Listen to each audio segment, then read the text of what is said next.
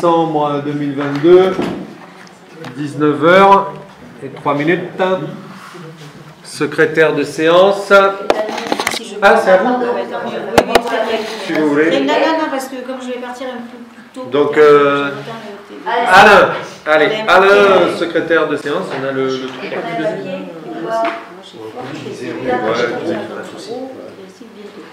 donc voilà. Approbation du dernier, donc du procès verbal du conseil municipal du 26 octobre 2022. On l'a pas eu, nous. Vous l'avez pas eu? Vous l'avez eu hier avec les pièces du conseil. Ouais, si vous voulez, on le valide la prochaine fois. Hein. C'est pas Marie-Pierre. Non, mais on valide la prochaine fois si tu veux. On se prend pas la tête. Hein. Non, mais j'ai pas les questions. Bah oui. Ouais, c'est comme tu veux. Personne, voilà, pas de remarques. Merci. Donc, information sur les décisions prises entre la 84 et la 101.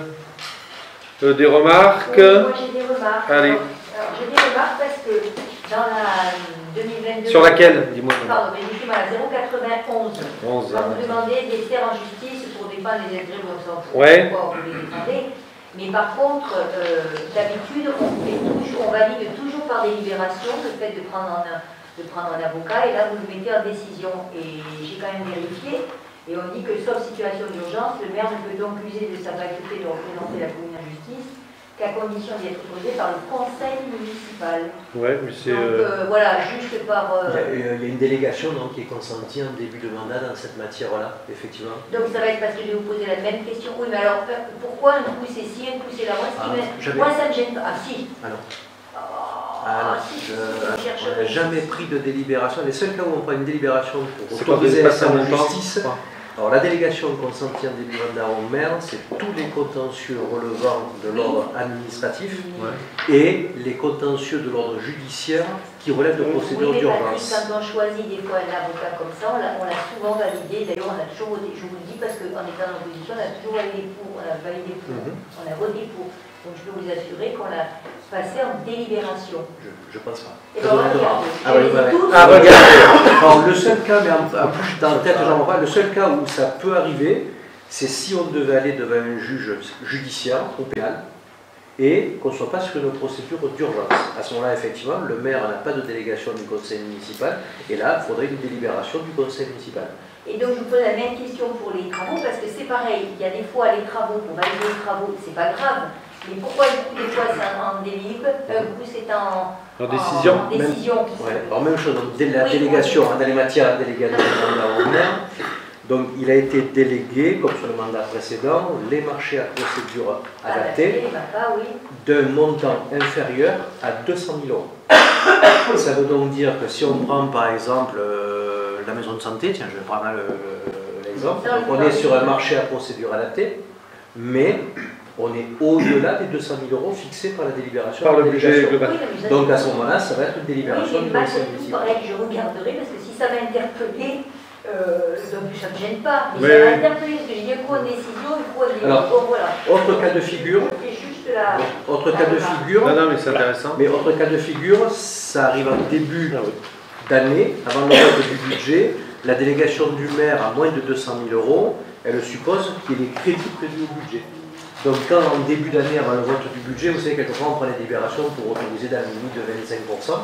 Et quand on dit, par exemple, on autorise monsieur le maire à engager 120 000 € de crédit pour telle opération, en même temps qu'on autorise à engager, il va falloir aussi l'autoriser à signer les marchés, parce qu'à ce moment-là, le budget n'a pas été voté. Mais je sais, mais Patrick, c'est comme les réunions des CAO, là maintenant on passe tout par marché, alors qu'on a jusqu'à 90 000 € pour passer un MAPA, on peut le faire sans passer un MAPA, c'est une Covid.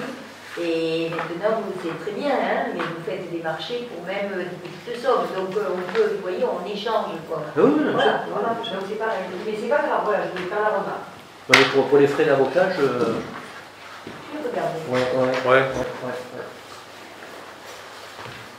Voilà. Bon, excusez-moi. Non, mais c'est bien, ça ne changera rien parce qu'il faut bien prendre un avocat. Mais voilà. Mais c'est sur la procédure. Oui, non, mais j'ai bien compris. Donc voilà, donc on va attaquer l'ordre du jour, si vous le voulez bien.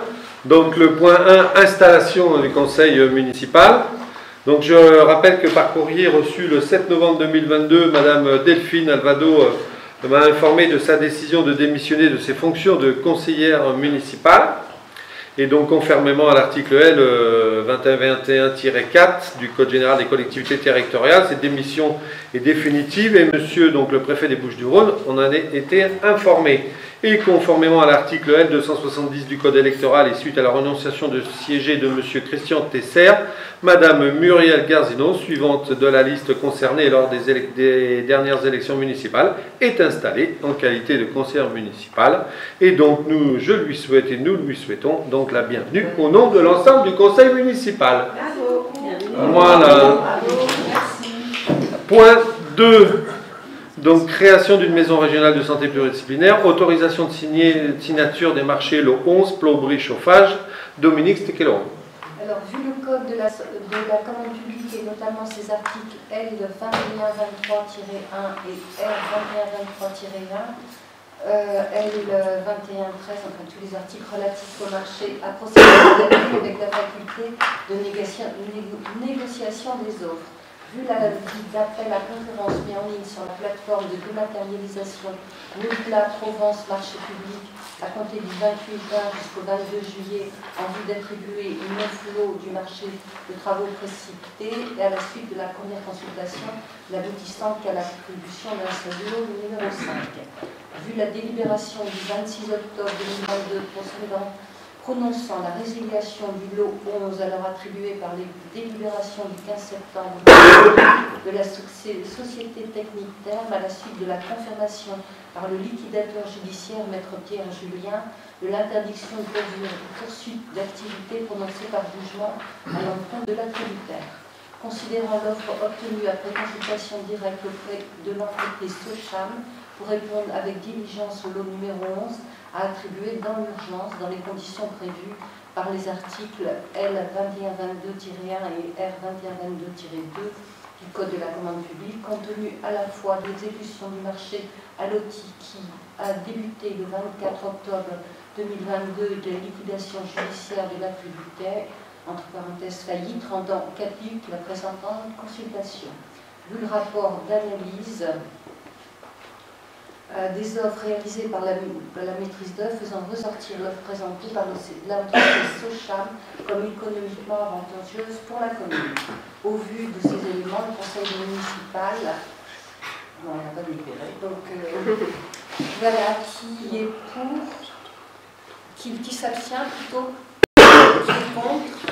Donc voilà, c'est tout. Par contre, excuse-moi, là bien sûr on sait très bien qu'on est en période difficile, etc. Est-ce qu'il nous parle de tenir les engagements pour les délais, au niveau des prix? Est-ce que vous avez négocié avec la possibilité de renégocier l'augmentation vu l'augmentation des matières premières, ou c'est un prix arrêté?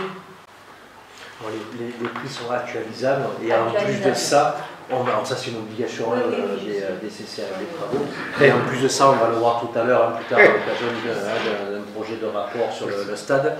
On a la circulaire borne qui s'applique pleinement et qui fait qu'en cours de chantier, lorsqu'une entreprise nous justifie que par rapport aux clauses d'actualisation, en fait, elle est soumise à des contraintes économiques qui dépassent largement ce cadre-là, la circulaire dit qu'on doit, on va dire, accueillir avec bienveillance, parce que ça veut, en fonction de ce qui est des écarts, ça peut y compris fonder le titulaire du marché à résilier lui-même le marché, sans que l'entreprise. Là, en l'occurrence, tout à l'heure, on verra, on a une entreprise sur le stade qui nous justifie, on demande de son fournisseur à l'appui, une augmentation en 2 mois d'une bonne partie de ses matières premières de plus de 15%, et qui nous dit, c'est une suggestion même prévue, si j'ai pas au-delà de l'actualisation prévue par les clauses du contrat, je suis obligé de renoncer au marché. Effectivement, ça, on n'est pas à la rue. Oui, je vais faire les travaux rapidement quand on valide ce qu'on va faire. C'est vrai qu'après on a des surprises. Donc, tout le monde, c'est à l'unanimité pour attribuer à l'entreprise Socham la plomberie, le lot numéro 11. Voilà. Merci. Point 3, désignation des membres du comité consultatif éclairage public. Donc je rappelle à l'Assemblée la décision du conseil municipal de créer le comité visé en objet, donc par délibération du 26 octobre dernier. Donc je vous rappelle, hein, il faut 10 membres issus du conseil municipal répartis comme suit afin de respecter le principe de la représentation proportionnelle. 8 membres issus du groupe Ensemble pour Mossanes-Alpilles, 2 membres issus du groupe Tous Mossanais et 5 personnes extérieures qualifiées proposées à Monsieur le maire, donc 4 proposées par le groupe Ensemble pour Mossanes-Alpilles et 1 proposée par le groupe Tous Mossanais. Donc, Monsieur le maire, président de droit. Alors, membres issus du conseil municipal, groupe Ensemble pour Mossanes-les-Alpilles, donc Patrick Lafitte, Alexandre Weiss, Marc Fusac, Christine Garcin-Gorillon, Henri Reynou, Fabienne City, Bernadette Samuel et Muriel Garzino. Et membres issus du conseil municipal, groupe Tous Mossanais, Lucie Babin et Alain Chex. Et membres extérieurs proposés par donc, le groupe Ensemble pour Mossanes-les-Alpilles, Christophe Ginoux, Sébastien Thomas, André Rigaud et Patrick Maire. Et pour le groupe Tous Mossanais, Geoffroy Rigoulot. Voilà.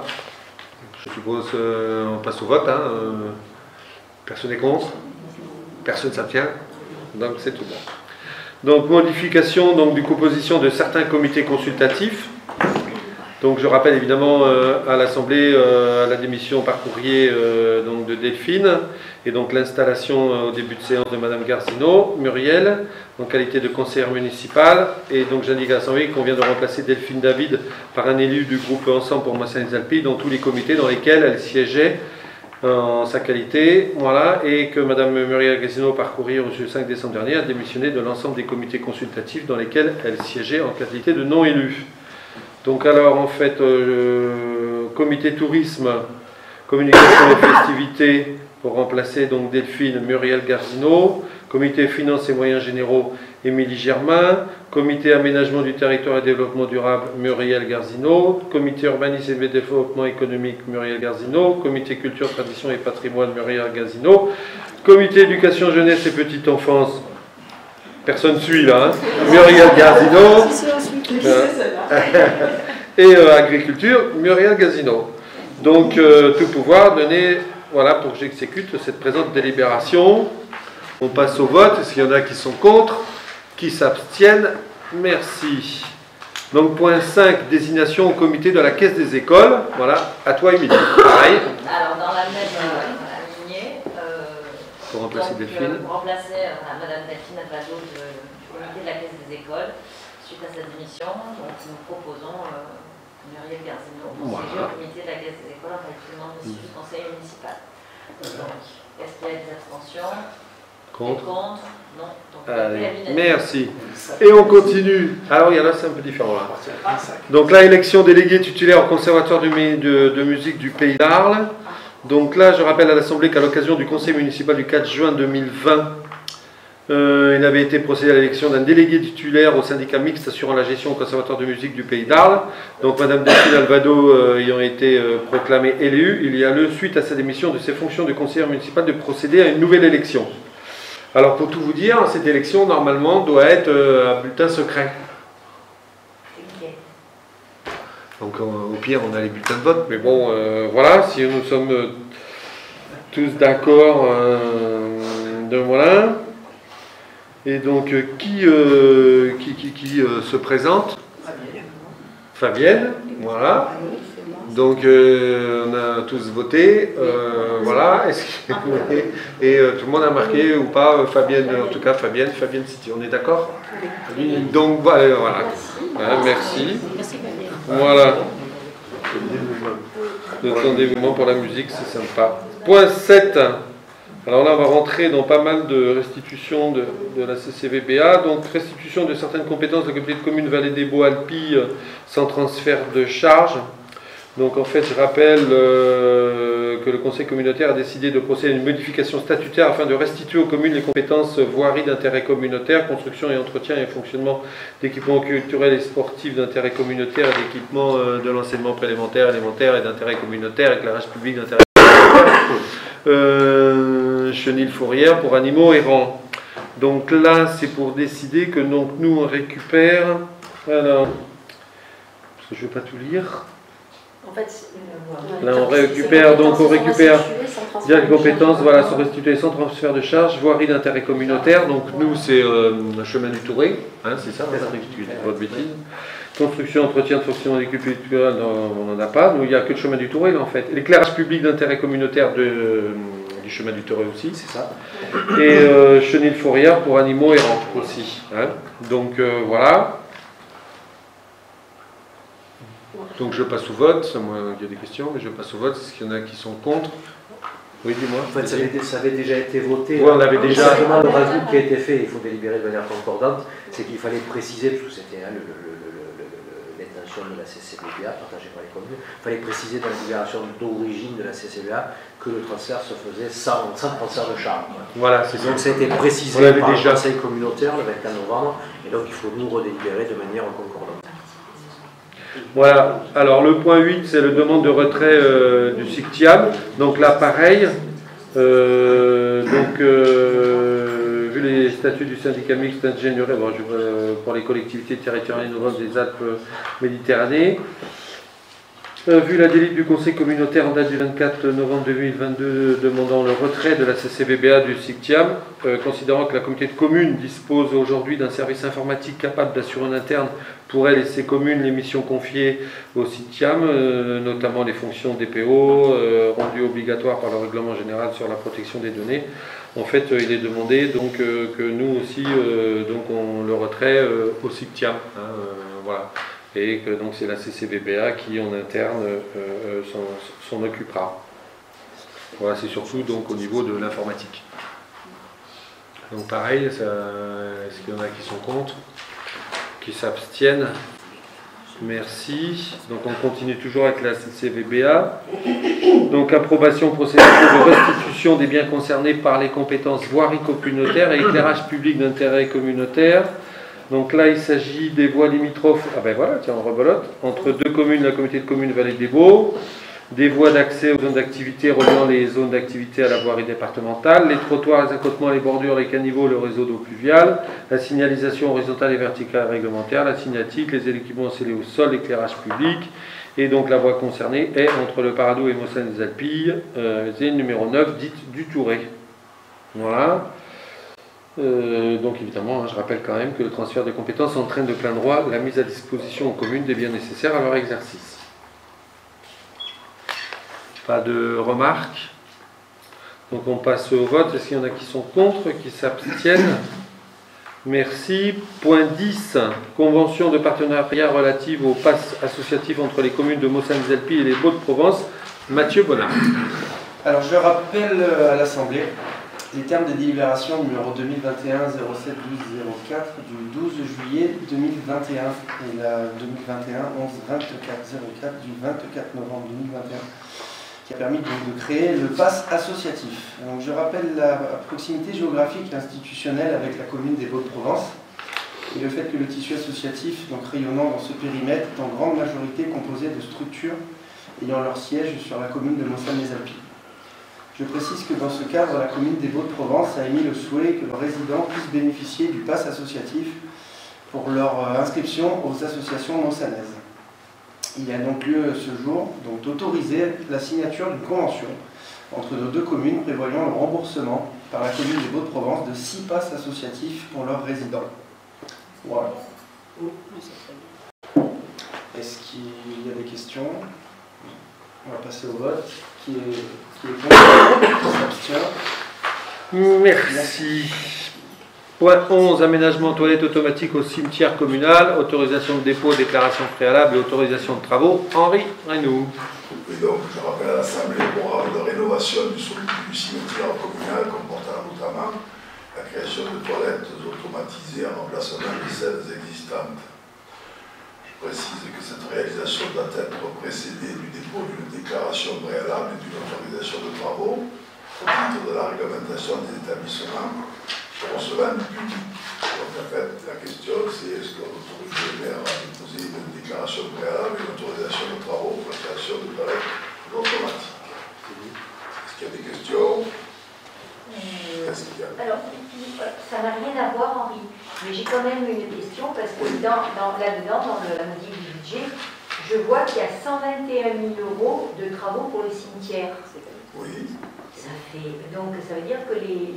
Mais il n'y a pas que les... J'en parlerai tout à l'heure. Bon, d'accord. Non, mais juste pour votre information, pour vous rappeler, il n'y a pas que les toilettes. Les allées, etc. Il y a toute la rénovation du mur. Ah, oui. C'est ça. Intérieur, on en a déjà parlé il y a quelques temps. C'est un budget modificatif tout de suite. Voilà, donc est-ce qu'il y a d'autres questions? Donc, est-ce qu'il y a des abstentions, des votes contre? Je vous remercie. Alors, point 12, démolition et reconstruction des vestiaires voilà, du stade Simon Barbier, approbation avenant numéro 1 du lot numéro 3, c'est ce qu'on parlait tout à l'heure, donc je vais le... Voilà, donc vu la circulaire du 29 septembre 2022 et Madame le Premier ministre Elisabeth Borne relative à l'exécution des contrats de la commande publique dans le contexte actuel de hausse des prix de certaines matières premières et abrogeant la circulaire numéro 6338 SG du 30 mars 2022, donc, considérant qu'un marché peut être modifié lorsque la modification est rendue nécessaire par des circonstances qu'un acheteur diligent ne pouvant pas prévoir, qu'en outre le montant de la modification ne peut être supérieur à 50% du montant du marché initial, et en aucun cas la dite modification ne doit avoir pour objet de contourner les obligations de publicité et de la mise en concurrence. C'est ce qu'on parlait tout à l'heure. Donc, en espèce, c'est le lot numéro 3 à l'étanchéité qui était attribué pour 20 515 € hors taxe à la société MIE, laquelle accuse, compte tenu d'une conjoncture économique inflationniste, un surcoût dans l'achat de ces matières premières nécessaires à l'exécution de son chantier, donc s'élevant donc à 3 899 € hors taxe, soit 19% du montant initial précité. Donc voilà, donc les éléments substantiels du projet d'avenant sur la base des circonstances imprévisibles précitées justifiant la compensation financière du préjudice subi, donc à la hauteur de 3 899 € par la société MIE. C'est ce qu'on parlait tout à l'heure du surcoût que donc au niveau État on peut voilà, accepter. Est-ce que voilà, s'il n'y a pas de, on va parler tout à l'heure. Donc voilà, est-ce qu'il y a des questions? Pas. Donc on passe au vote. Est-ce qu'il y en a qui sont contre? Est-ce qu'il y en a qui s'abstiennent? Voilà, merci. Donc attribution, point 13. Donc c'est l'attribution du lot numéro 1, travaux de réhabilitation là, du bloc sanitaire camping, rectification, là c'était une erreur matérielle. En fait, elle s'était trompée, il y avait je précise qu'il y avait une erreur matérielle qui s'est glissée dans le montant du lot numéro 1. La dite délibération indiquant l'autorisant de signer le marché relatif au lot numéro 1 gros œuvre démolition à l'entreprise Colas pour un montant de 87 345 hors taxe. En fait, on s'est trompé, c'est un montant retenu, c'est-à-dire à 87 951 hors taxe. Donc on est obligé de le repasser. Donc voilà. De cette erreur d'écriture. Donc, est-ce qu'il y en a qui sont contre, qui s'abstiennent? Merci pour la modification. Point 14. Alors là, coupe de bois forêt communale relevant du régime forestier pour 2023. Marc Fusat.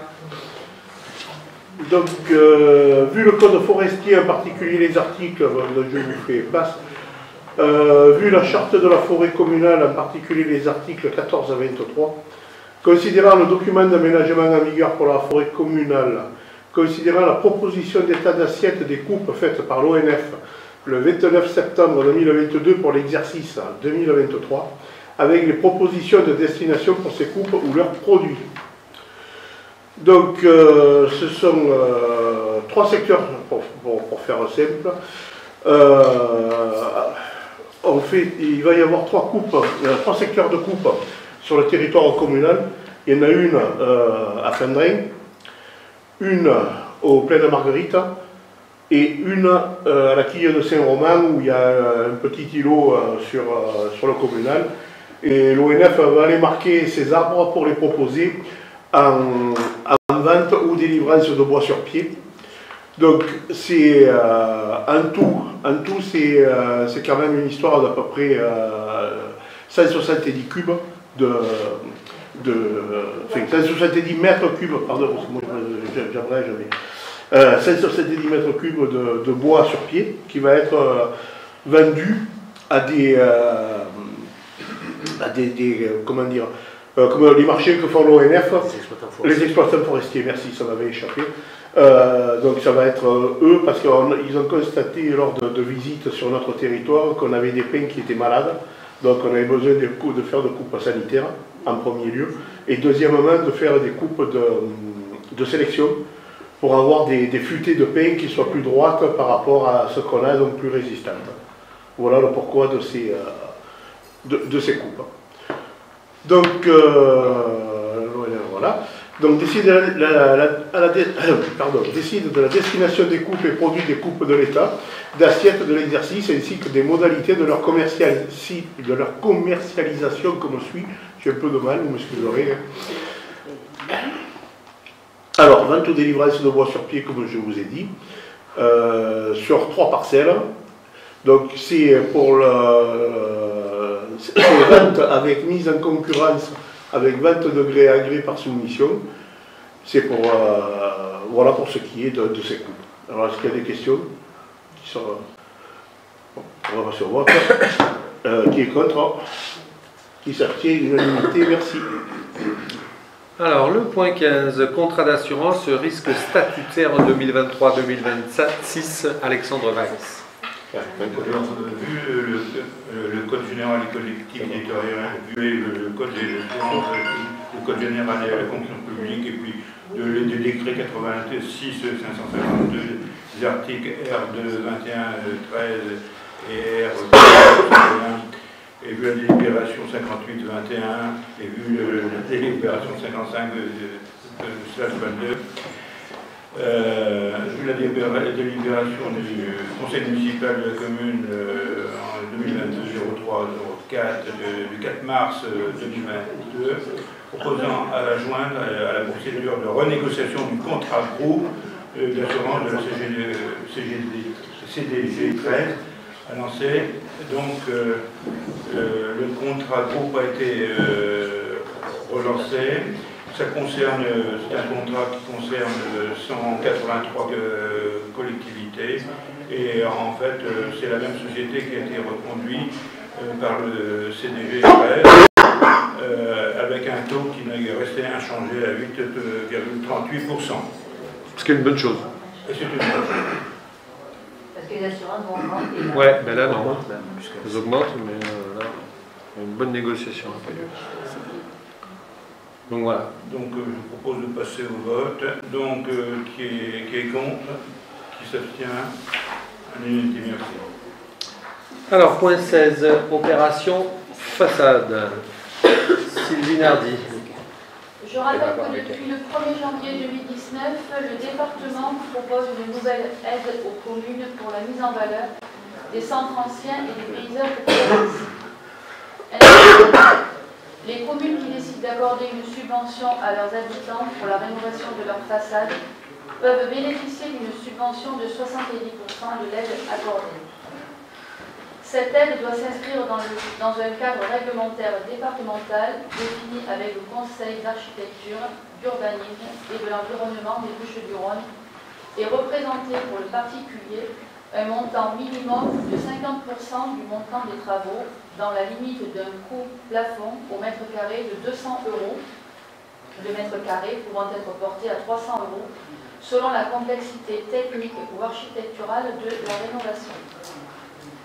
Les objectifs de ce dispositif sont notamment inciter à un ravalement raisonné, respectueux des caractéristiques architecturales du patrimoine bâti de la commune et ainsi de contribuer à la pérennisation du bâti, de préserver et développer les savoir-faire des artisans en matière de technique de restauration dite traditionnelle, de faciliter et d'encourager la réalisation de travaux d'amélioration de l'habitat dans l'ancien. Pour pouvoir bénéficier de cette aide, la commune doit préalablement définir un périmètre d'intervention pertinent compte tenu de sa configuration et de ses enjeux touristiques et patrimoniaux. La possibilité est offerte aux communes d'identifier au sein de ce périmètre des axes d'intervention prioritaires liés notamment à des programmes de travaux communaux ou à des opérations de rénovation urbaine. La subvention opération façade est cumulable avec toute autre aide de droit commun, l'ANA, les caisses de retraite, les crédits d'impôt pour la transition énergétique, l'éco-préato zéro, le dispositif éco-rénov du Conseil départemental de 13 et la Fondation du patrimoine, etc. Sans toutefois dépasser le montant définitif des travaux et études, évidemment. Le présent rapport a donc pour objet de soumettre à l'Assemblée l'approbation des modalités du dispositif d'aide à la rénovation des façades et le projet de règlement communal type présenté à l'annexe 1 et 2. Le versement des subventions par la commune est subordonné au contrôle des travaux par l'équipe opérationnelle compétente, à la présentation des autorisations administratives et des justificatifs de dépenses correspondantes et au respect par le bénéficiaire des prescriptions architecturales et techniques. Donc, vous avez pris connaissance de la zone. Donc, on a opté sur la zone IA dans un premier temps pour le dispositif. Donc, c'est toute cette zone, toutes les demandes qui seront faites dans cette zone seront analysées. Voilà, très bonne chose. Voilà. Ah, c'est le centre, non? Ah oui, c'est plein centre. Il n'y a pas que le centre ancien, c'est... Jusqu'au stade. Ah oui, d'accord. C'est l'attractif. En tout cas, c'est un dispositif qui marche très bien. Il y a beaucoup de communes qui sont dedans et ça marche très bien. Ouais. J'espère que ça va bien fonctionner. Donc, est-ce qu'il y a des questions par rapport à ce dispositif? Est-ce qu'il y a des abstentions? Du contre? Donc, adopté. Merci. Point 17, modification des libérations 2022-07-29-02 du 29 juillet 22 relative au circuit touristique, culturel et patrimonial autour des poètes provençaux. Christine Garcin-Gouriot. Donc, vous vous rappelez, au mois de juillet, on avait évoqué en conseil municipal un projet de circuit des écrivains provençaux qui est porté par les comités de la culture et du tourisme pour mettre en lumière l'identité provençale de notre village et créer un circuit sur les poètes et les écrivains provençaux. Et donc là, il y a lieu, là, aujourd'hui, de modifier le montant de la dépense subventionnelle sur les conseils du PETR pour mieux valoriser la masse salariale affectée au projet. Alors en fait, l'animatrice du PETR nous a conseillé de valoriser les coûts indirects sur la masse salariale des agents, tels que par exemple Gérald ou Sylvain qui travaillent sur ce projet. Et ainsi, donc, le projet que nous avions chiffré à 62 000 voilà, passe à 66 054,29 grâce à cette valorisation de la masse salariale interne, notamment, et les frais salariaux. Voilà. Donc, y a-t-il des questions? C'est-à-dire qu'en clair, en autofinancement, nous, vraiment, en argent qu'on sortira, c'est 10 000 euros sur tout le projet, quoi, parce que les 3 000 et quelques euros, en fait, c'est des charges supplétives, de toute façon, on paye déjà, quoi, c'est nos agents. Le projet est subventionné c'est les gens évidemment de chez nous qui ont travaillé par dessus. par le dispositif LEADER, par la région. 31 706 subventionnés par le dispositif LEADER. 21 137 par la région et en autofinancement 13 200. Voilà, donc 3 000 de charges supplétives. Vous avez la validation des subventions? Vous avez la validation des subventions?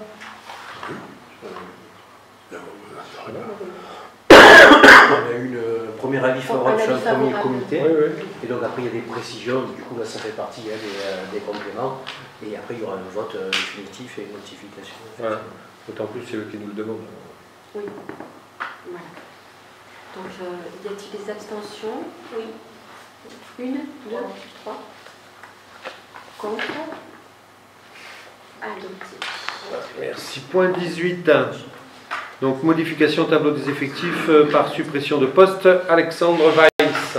Donc, monsieur le maire rappelle que par la délibération du 29 juillet 2022, le conseil municipal a créé 2 postes à temps complet dans la filière technique, 2 adjoints techniques principaux de première classe, puis indique que 2 de ces postes ont été pourvus dans le cadre de 2 avancements de grade à l'intérieur de l'effectif de la commune. Donc, en conséquence, les 2 postes anciennement occupés par les agents communaux promus sont devenus vacants. Donc, M. fonctionnaire précise que, comme il avait été indiqué dans les conseils municipaux créant ces postes, il a saisi le comité technique paritaire pour supprimer les postes devenus vacants, puis en conséquence du 20 octobre 2022, le CTP a donné un avis favorable à ces deux suppressions.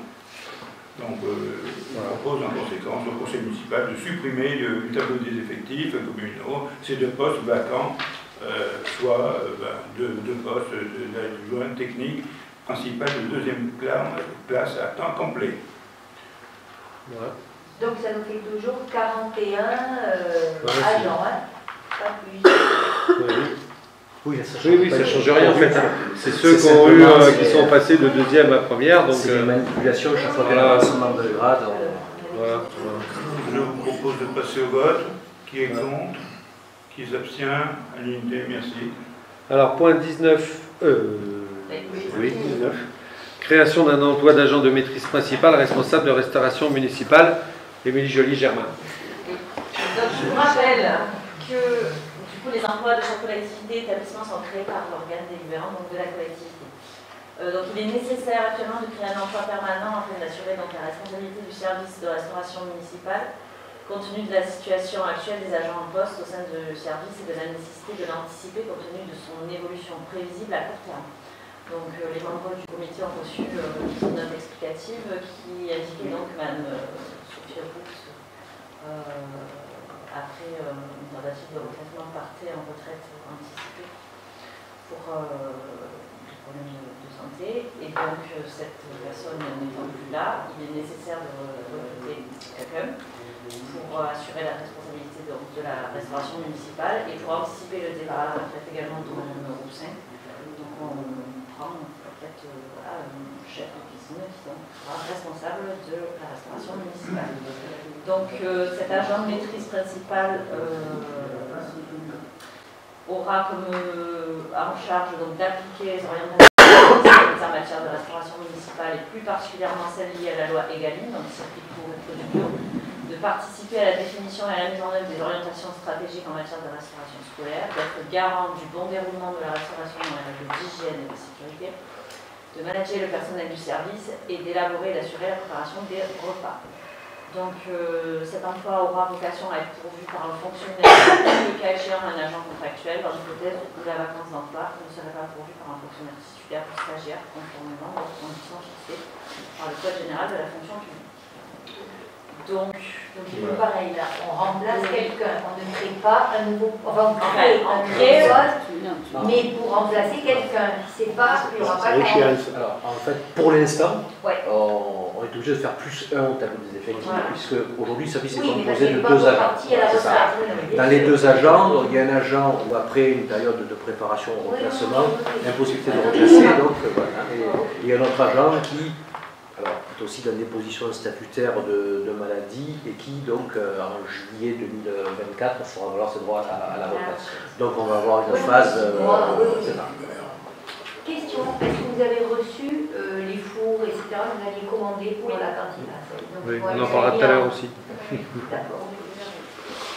Donc, je propose de décider de créer un emploi permanent sur le grade d'agent de maîtrise principale relevant de la catégorie hiérarchique C, filière technique pour effectuer les missions subvisées.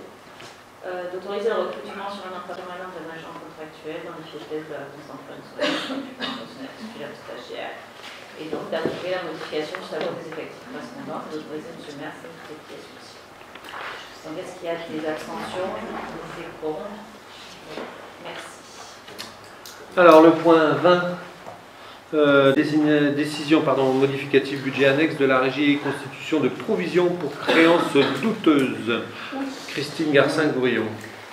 Donc la réglementation rend obligatoire les dotations de provisions pour créances douteuses. Et dès lors qu'il existe une créance donnée, des indices de difficulté de recouvrement ou de contestation sérieuse, la créance doit être considérée comme douteuse et il est nécessaire de prévoir une provision. Et pour cette année 2022, donc, il est proposé de constituer une provision de 15% de la somme de 1 800 € de la somme de 1 816,54 € correspondant à une dépense coûteuse inscrit à l'article 4161, soit pour la somme de 272,48 €. Et on propose une DM de 300 €. Voilà. Donc c'est une obligation, c'est la trésorerie qui... Et c'est la DGF. Voilà. Qui l'a demandé. Y a-t-il des contre, des abstentions? Merci. Alors, point 21. Ah ben, c'est toujours toi. Relevé semestriel d'exploitation de la régie. Christine. Oui, donc vous savez, la directrice de la régie est tenue de nous faire un point relevé semestriel d'exploitation de la régie. Ce relevé d'exploitation fait l'objet d'un avis favorable au conseil d'exploitation de mardi. Membre du conseil présent. Et donc, ces résultats, vous les avez en annexe, je présume. Donc, en fait, en schématisant, le point financier au 23 novembre, on a un total de dépenses de 425 629,78 € pour des recettes de 622 950 €. Voilà. Alors vous avez tout le tableau, le détail en annexe. C'est purement informatif, on le vote pas. Une question, Christine. Est-ce que vous avez, parce que je vois qu'il y a 190 000 € là pour le personnel, 178 000, alors que d'habitude on a plus, est-ce que c'est le dernier chiffre? Est-ce que ça va augmenter? C'est le point là au 23-11. Voilà. Donc ça veut dire que c'est pas définitif. Non. Donc on risque d'avoir des dépenses supplémentaires. Oui. Ok.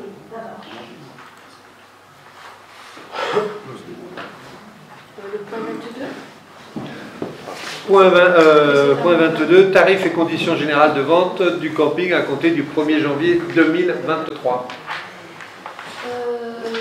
Donc, je rappelle à l'Assemblée les divers types de tarifs relatifs à l'exploitation des campings municipaux et romarins et ceux relatifs aux partenaires de l'Office de tourisme. Et donc, compte tenu du contexte inflationniste impactant notamment les factures d'énergie sur l'exploitation du camping, il y a lieu d'approuver une nouvelle grille tarifaire applicable à compter du 1er janvier 2023. Donc, vous avez en annexe la grille en question, mais pour schématiser un petit peu, il est proposé de toiletter un certain nombre de dispositions des conditions générales de vente liées à l'exploitation du camping municipal, notamment des conditions par exemple qui concernent le versement d'un acompte. On a jugé qu'il était plus opportun de demander un acompte supérieur à ce qui était jusqu'ici exigé. On a proposé par exemple aussi que le solde du séjour soit réglé directement à l'arrivée par le client et non pas quand il s'en va, ce qui le contraint à respecter sa réservation, plus ou moins. Et on a proposé, lors du conseil d'exploitation mardi dernier, d'ajuster les tarifs du camping sur la base du coût de l'inflation et d'ajuster aussi les tarifs de l'électricité, puisque au camping, vous savez qu'il y a un tarif emplacement et ensuite l'électricité à part. Et d'ajuster les tarifs de l'électricité par rapport au coût réel à l'inflation liée à ce paramètre-là. Pour ce qui est des conditions de partenariat avec l'Office de tourisme, conformément à ce que les membres du conseil d'exploitation l'année dernière avaient décidé, on n'a pas bougé les tarifs pour l'adhésion, le partenariat des partenaires du village. On a un petit peu augmenté le tarif pour les extérieurs au village. Voilà. Bon, après, vous avez les grilles en pièces annexées. Est-ce que vous avez des questions ou est-ce que les éléments vous suffisent et on peut procéder au vote? Bon, apparemment, c'est le cas. Donc, y a-t-il des abstentions? Des contre? Merci, c'est adopté à l'unanimité. Alors, point 22, tarifs et conditions 23, disait le docteur. 23, modalités de partage de la... puis en plus, de la taxe d'aménagement sur les communes et la CCVBA. Donc j'indique que depuis en fait la loi 2021-1900 du 30 décembre 21 de finances pour 2022, ayant modifié l'article L 331.2 du Code de l'urbanisme, le reversement qui était jusque-là une simple possibilité pour les communes est devenu une obligation. Dorénavant, les communes ayant institué une taxe d'aménagement sont obligées d'en reverser une fraction à leur intercommunalité en fonction des charges d'équipement public relevant des compétences de l'EPCI sur le territoire de chaque commune.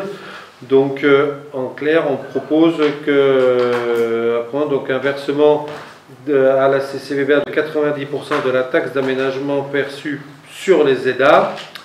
Et autrement, pour l'année 2022 et les suivantes, les modalités de partage de la taxe d'aménagement sur le territoire selon les charges d'équipement public relevant des compétences de la CCVBA, fixant le reversement des communes dans la communauté de communes, donc de 90% de la taxe d'aménagement perçue sur les zones d'activité et de 10% sur les autres fractions du territoire, donc resterait 90% à la commune dans ce cas-là. Voilà, c'est ce qui a été proposé au niveau de la communauté de communes. À toutes les communes, donc il faut qu'on le passe ce soir, évidemment, dans chaque commune, et donc la nôtre ce soir. S'il n'y a pas de questions là-dessus, oui, de chez nous, hein, la communauté de communes, j'y étais pas. Oui, la CCVBA, oui, tout à fait. Et les autres comités d'agglo font la même chose. Même si ça risque de changer l'année prochaine, mais bon, bref. Donc voilà, et donc on va passer au vote. Si personne n'est contre, si personne s'abstient, eh bien merci. Point 24, décision modificative budget général. Alexandre Weiss. J'indique à l'Assemblée qu'il convient d'ajuster les crédits budgétaires de la section investissement du budget de l'exercice 2022, notamment pour prendre en compte les derniers besoins apparus récemment, comme la réfection du pont Bourg-Blanc, l'achat de nouveaux matériels d'équipement au niveau du restaurant scolaire, et en vue d'être en mesure d'établir les meilleurs restes à réaliser en dépenses. Donc à reprendre sur l'exercice 2023. Donc je propose de modifier le budget de la commune de la façon suivante. Alors on va reprendre article par article, là, si vous voulez bien. Donc, donc ça concerne bien sûr les sections d'investissement. Hein. Donc l'article 2152, l'opération 342, l'ADM est de 10 000 €. Elle correspond à la réfection du pont du Bourg-Blanc. Alors c'est le fameux pont qui est actuellement condamné, qui s'est fortement dégradé, qu'il faut refaire. Il faut refaire un pont qui s'équipera la commune ou oui, c'est nous. Ouais, on est responsable, 100% là. Communal. Il est communal. Et vous avez évalué à peu près là, on a rajouté. Combien à peu près je ne sais plus, parce que là, on va mettre le mur et tout. On était parti sur combien? En fait, on était parti sur une solution technique qui échoue. Si vous connaissez le pont, il est constitué de deux parapets. Et il y a un des deux parapets qui se désolidarise de la bande de ciment. Donc le parapet était constitué de deux pierres. L'idée c'était de l'enlever pour nettoyer et le recoller, avant ensuite de protéger par des rambardes métalliques de chaque côté, faire en sorte que les bons gabarits passent sur le pont. Et en fait, à l'enlèvement du parapet, les pierres se sont désolidarisées et sont tombées. C'est le risque. Donc il va falloir vraisemblablement reprendre le mur pour revenir à hauteur du tablier du pont, légèrement au-dessus, comme c'était le cas avec le parapet en pierre, et après venir mettre de chaque côté de structures métalliques pour bien canaliser le gabarit des et alors, on ne sait pas encore, c'est pour ça qu'on provisionne de 10 000, autant 5 000, 6 000, on ne sait pas. Sur cette partie-là. Et sachant que le pont est interdit au plus de 3 tonnes. Oui, mais ça. Non, mais donc pour le gabarit. Quand tu as des toupies qui nous ont fait passer dessus. D'où peut-être faire des investigations, il faut aller plus loin, parce que là, même si c'est la commune qui paye, peut-être que ça serait intéressant. À moins de mettre un plantum. Non, il y a des travaux autour et tout. Il est déjà étroit. En fait, il ne sera pas réduit, il reste au gabarit. Voilà, ouais, parce qu'en plus, il est. Ça l'a pas arrangé, hein. Avec les CCFF, on le prend, ça passe bien. Non, ça passe. faut pas prendre. Le but des barres de métallique, pas le prendre à 50. d'éviter que des essieux de véhicules. En fait, ce qui s'est passé, c'est que des essieux de véhicules ont mort dans le parapet, et donc ça fait pression, et petit à petit, le parapet il se désolidaire. Avec le risque d'avoir quelque chose qui tombe, enfin un véhicule qui tombe dans le canal quand il est alimenté en eau. Donc ça veut dire que là, pareil, il faut demander une autorisation au canal, de faire le pont, les travaux, les machins, ou pas? C'est pas le pont, c'est pas la structure du pont. Non, mais ça je sais. Ah ben oui, mais donc la structure du pont, il aurait fallu passer par le canal. Vu que c'est pas la structure du pont, c'est la partie communale. Mais le canal ne nous appartenant pas, la commune, elle doit demander l'autorisation quand même à l'ASA de refaire le pont. Alors c'est l'ASA qui nous demande de répondre. C'est eux qui nous demandent.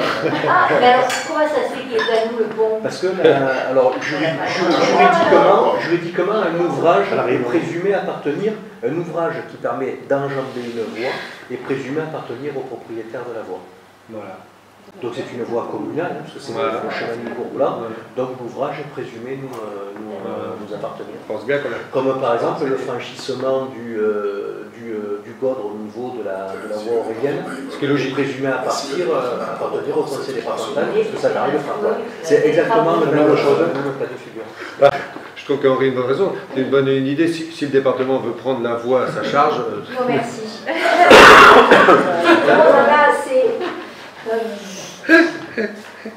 Donc voilà, donc on est obligé de le réparer. Oui, c'est cool. Voilà. Oui. Vas-y, continue. Allez, toujours malheureux, 21,58, opération 125, donc une DN de 35 000 €. En fait, c'est le remplacement des matériels de la restauration scolaire. C'est le four là, qui parlait tout à l'heure, Marie-Pierre. Le four, je ne sais pas quoi. Le matériel scolaire. Opération 129. Alors, après opération 129, donc la NDL de 3 600 €. Donc c'est l'achat d'horloges astronomiques pour faire fonctionner l'éclairage public dans les lieux où il n'y en avait pas. Donc on va pouvoir éteindre l'éclairage public. Entre minuit et demi et 5h30. Entre minuit et demi et 5h30, on a été obligé d'équiper certains candélabres, certains postes, pour justement pouvoir les éteindre entre minuit et demi et 5h30. On l'avait évoqué, 3600. On l'avait évoqué lors du dernier conseil. Est-ce que vous avez eu des remarques pour le fait d'avoir d'éteindre la nuit? Les gens vous n'ont rien dit, les gens font des remarques? Pour l'instant. Par contre, c'est très bien l'image que vous avez faite avec le Petit Prince et tout ça, c'est très bien. Allumons les étoiles. Allumons les étoiles. Très bien. C'est un message positif. Donc pour le 2183 opération 125, 15 000 €. Donc là, c'est le remplacement en particulier de l'onduleur sur le matériel informatique des écoles. 337. Après le 23 de 13, 337, donc 25 000 €. C'est les travaux de rénovation au cimetière, on vient de l'évoquer, donc le mur à refaire et puis les toilettes automatiques. C'est surtout que l'estimation a été faite en 2021. Entre 2021 et 2023, on va se dérouler les travaux, mais il s'est passé un certain nombre de choses. Oui, puis il faut provisionner. Qui font que voilà. Donc on va avoir les mêmes WC qu'on a à côté de l'ancien office du tourisme. Un peu de choses près. Pas exactement les mêmes, un peu moins techniques, mais dans ce style-là, oui, tout à fait. Oui. Ce type-là. Ce type-là, oui, tout à fait. Oui. Parce que finalement, ceux-là, on est quand même obligé de les nettoyer. Donc est-ce que c'était... Lesquels? Est-ce que c'est ceux à côté de l'ancien office du tourisme? Ceux que... De l'espace vert. Non, alors... Depuis quand ils ont été faits? 2015. 2015. C'est les autos. Alors, Ah non, moi on m'a dit que non, on m'a dit qu'il faut qu'ils mettent les... J'ai des gens qui m'ont dit qu'il fallait changer quand même les papiers, que des fois c'était dégueulasse, il fallait qu'ils nettoient. Moi on m'a pas dit ça. On entretient... oui, vous entretenez, oui, quasiment pas... Je dis pas que oui, bien sûr, le papier... au bout d'un moment... Quand même, il y a des fois... Mais rien à voir avec avant. De toute façon, bon, ceci dit, il y a quand même un contrat annuel, de 4 000 €, un truc comme ça. Mais il y a quand même un passage obligatoire. Ah, mais de chez nous, il y en a très peu. Et puis, il y a plus de... Là, c'est nickel, c'est propre. Là, nous, notre crainte, c'était quand il y a les fêtes du village ou sur la place où on finissait tard. Et en fait, ça se passe très bien. Voilà, il n'y a pas de... Surtout que les bars souvent ferment les leurs. Ça, c'est autre chose. Mais bon, voilà quoi. Donc, au contraire, non, moi, je trouve que c'est au niveau hygiène, c'est fiable, c'est voilà. Et bon, par rapport touche du bois, hein, c'est au cimetière, on a peut-être moins de. Ah ben ça n'a rien à voir. Et ce sera un peu au niveau de la technicité par rapport aux autres, je crois que c'est un peu moins quand même. Il y a moins de lavage automatique. Il y a moins de. L'utilisation est moindre. Ah oui, oui. Il n'y a que le bloc, il se fait tranquille avec le bloc. Il ne faut pas compliquer les choses. Vous avez le montant d'un bloc? On va l'avoir. Ouais. Les autres, c'était 35 000 euros. C'est un peu moins cher. Ok. Je connais plus longtemps que là, mais c'est dans les quelques Donc, pour compenser ces dépenses, on a réduit les dépenses à 12 961 euros. En ce qui concerne le 2188, opération 350, eh bien, c'est une réduction de 51 789. En fait, on a réduit, c'est une partie qui a été prise sur le budget participatif, donc on a réduit à 51 789 euros. Pour l'opération 2313, opération 414, en fait, là, c'est une rubrique où les travaux ont été terminés, et en fait, le réaménagement du groupe scolaire est terminé, et il nous restait un reliquat de 21 000 euros que l'on déduit ici. Attends juste 2 secondes, donc il y a Fabienne City qui s'en va et donne pouvoir à Christine Garcin. Voilà, tu peux continuer Alexandre. Oui. Alors pour la dernière opération, en ce qui concerne l'article 2315, opération 327, c'est la même chose. La réfection du chemin du Mazdas, on avait écouté pour une certaine somme. Les travaux sont terminés. Il y a un reliquat de 2 850 euros.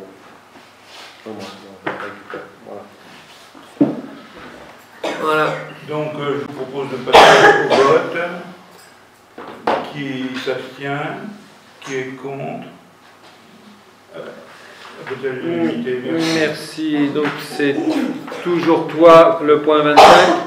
Admission en non-valeur. Alexandre Weiss. Ok. Donc je présente aux membres du conseil municipal diverses demandes d'admission en non-valeur que la commune a reçues de la part de Madame Pascal Kazuki, conseiller public de la commune pour le budget général de la commune, au montant de 7 016,96 €, et selon les détails suivants. Donc, compte tenu de ces éléments, je propose que le conseil municipal se prononce sur l'admission en non-valeur de ces créances compte tenu de l'impossibilité de poursuivre leur recouvrement. Donc, ces créances viennent d'où? On n'a pas payé la cantine, c'est le camping, c'est... Donc, je l'ai dit, les deux non-valeurs. Oui. Donc, il y a une non-valeur qui concerne... Vous les avez en annexe, tu l'as en annexe. Ah oui, j'ai vu alors. C'est bon. Le concerne le café du centre. Ouais, non, mais les ai en annexe. Et puis l'autre, voilà. Donc, je vous propose de passer au vote. Donc, qui est contre, qui s'abstient, à l'unanimité, merci. Point 26, donc approbation convention de gestion fourrière animale. Marc Fusa. Donc, je rappelle à l'Assemblée que suite au processus réglementaire en vigueur, un arrêté préfectoral en date du 1er septembre 2022 portant modification des statuts de la CCVVA a notamment entériné la fin de la compétence chenille fourrière animale au 31/12/2022. J'indique que par conséquent, il convient pour la commune de contracter avec exploitant de fourrière animale, avec un exploitant de fourrière animale à échéance au 1er janvier 2023. Je propose de contracter avec la SPA d'Arles et Vallée des Vaux pour une durée d'un an ferme permettant de réaliser une mise en concurrence effective pour procéder à une nouvelle dévolution du service. Donc, au vu du contrat de l'intervention entre la commune et la SPA d'Arles et Vallée des Vaux pour la mise en fourrière d'animaux errants, prévoyant un coût pour la commune à hauteur de 1,07 € par habitant. Voilà, c'est la convention que je vous demande de voter, si vous en êtes d'accord, pour faire en sorte que on puisse avoir une SPA, enfin, une fourrière, les services de fourrière, je ne trouve plus mes mots. Les services de fourrière sur la commune qui puissent attraper, parce que... Castrer. Et parce que il y a des fois, parce que même avec la CCVBA, il fallait les attraper pour les mener, pour qu'ils viennent les chercher. Donc aujourd'hui, parce que selon les animaux ils ne font que les accueillir. J'ai une question. Alors, avec le nombre d'habitants, vous multipliez 1,07 par 2300 ou par les 2400 2412 de mémoire.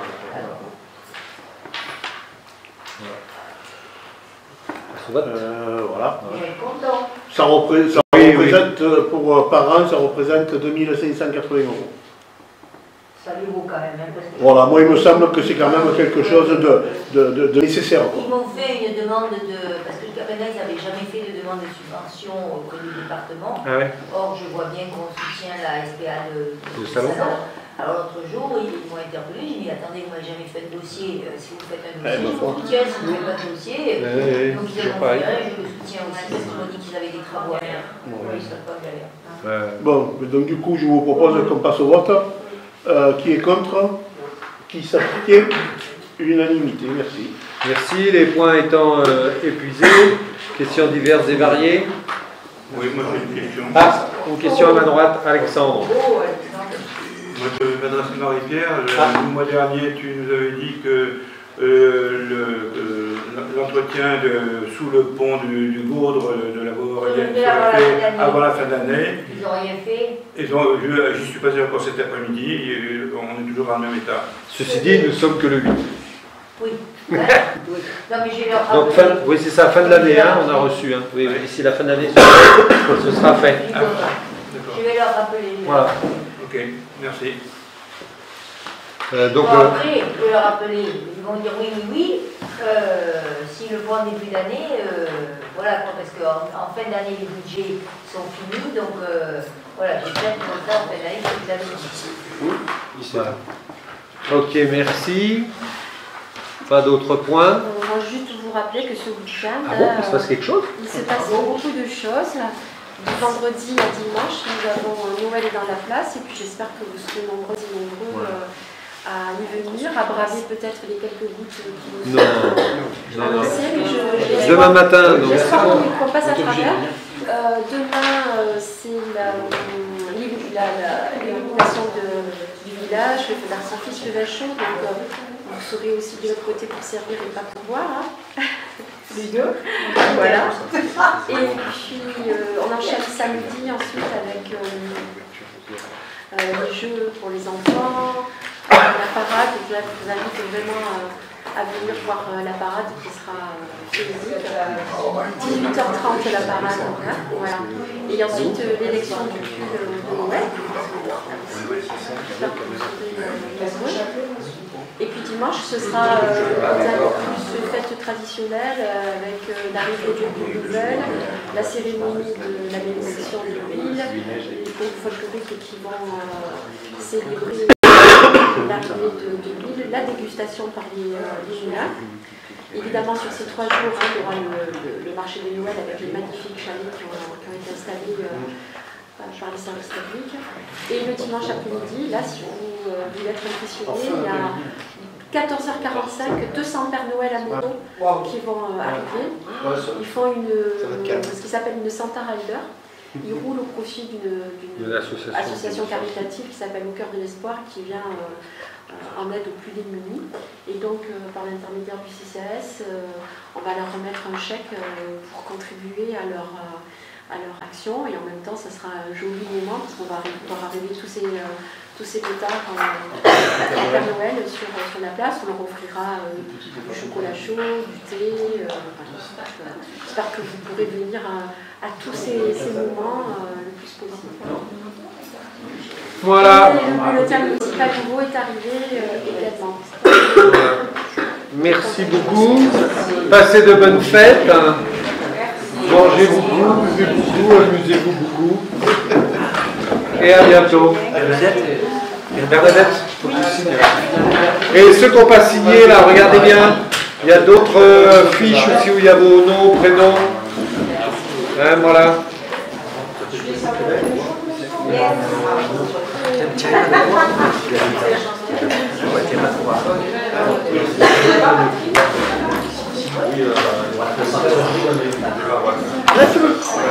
Je laisse comme ça.